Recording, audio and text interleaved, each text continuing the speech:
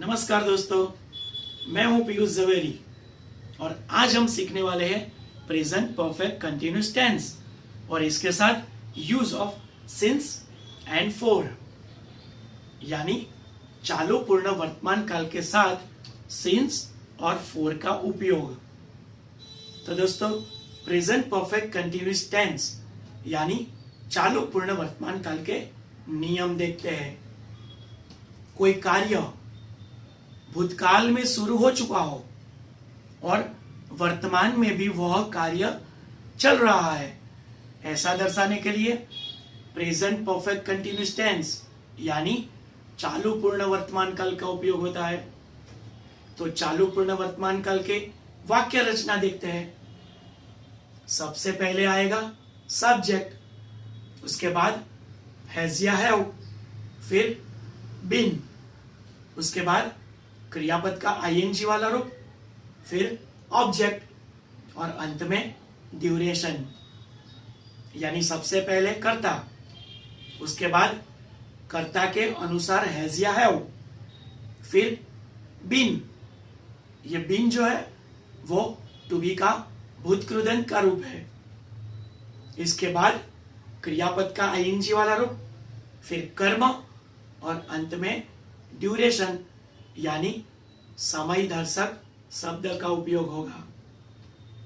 तो वाक्य रचना के हिसाब से आपने देखा कि जो हैज या हैव है वो वर्तमान काल सूचित करता है, बीन ये पूर्ण काल दर्शाता है और आईएनजी वाला क्रियापद चालू काल दर्शाता है।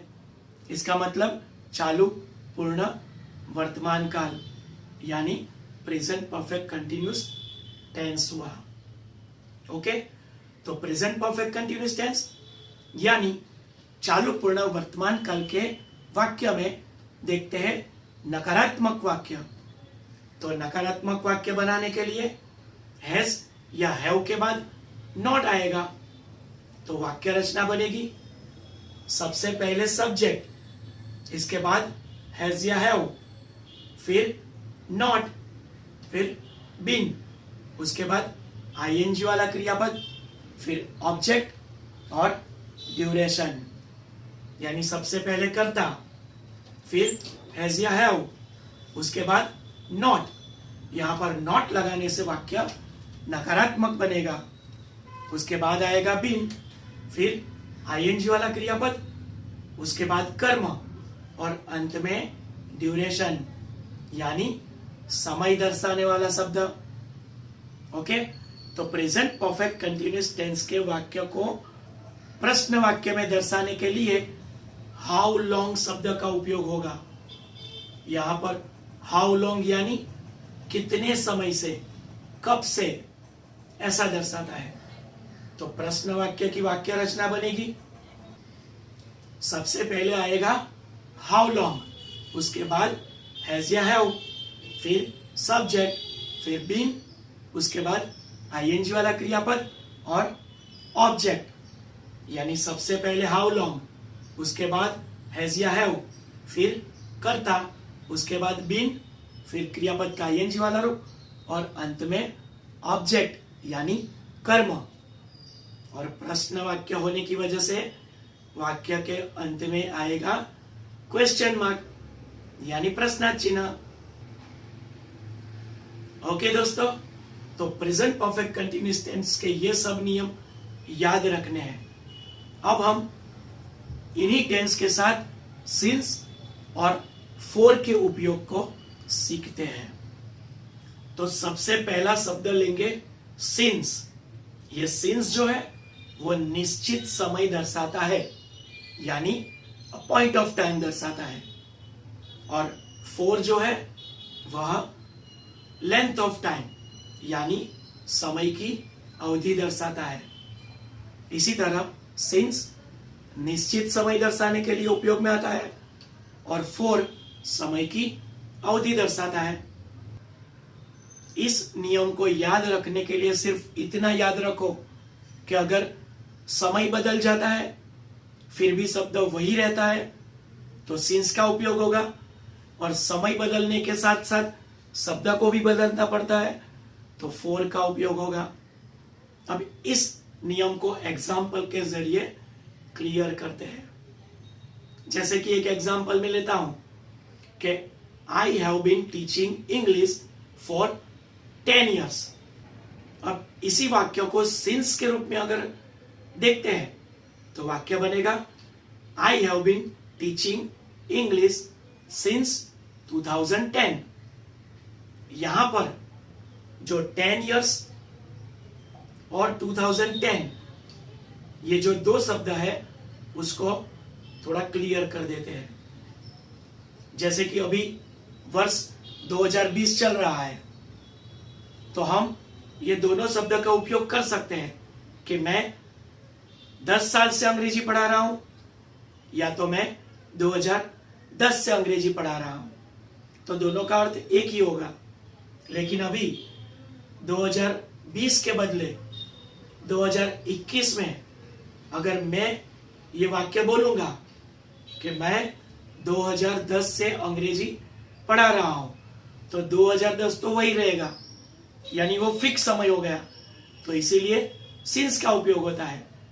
लेकिन जैसे कि मैं 2020 में ये बोलता हूं कि मैं 10 साल से अंग्रेजी पढ़ा रहा हूं, लेकिन उसके बदले 2021 में मैं बोलूंगा मैं 11 साल से अंग्रेजी पढ़ा रहा हूं, तो ये जो 10 साल है यानी 10 years, ये समय बदलने के बाद बदलता रहता है, इसीलिए for का उपयोग होगा। लेकिन 2010 जो है वो निश्चित समय है, इसीलिए सिंस का उपयोग होगा। ओके दोस्तों, तो प्रेजेंट परफेक्ट कंटिन्यूअस टेंस यानी चालू पूर्ण वर्तमान काल के सभी नियम और ये एग्जाम्पल तो देखे, लेकिन थोड़े और एग्जाम्पल देखकर इस टेंस को एकदम क्लियर कर देते हैं। तो देखते हैं examples. Sachin has been batting since morning. Sachin सुबह से बैटिंग कर रहा है।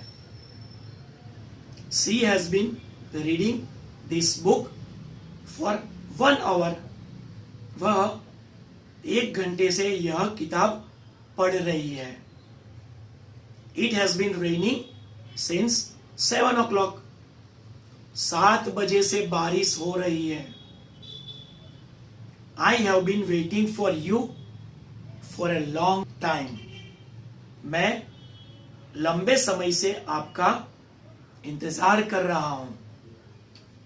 Binita has been studying for 5 hours। Binita 5 घंटे से अभ्यास कर रही है।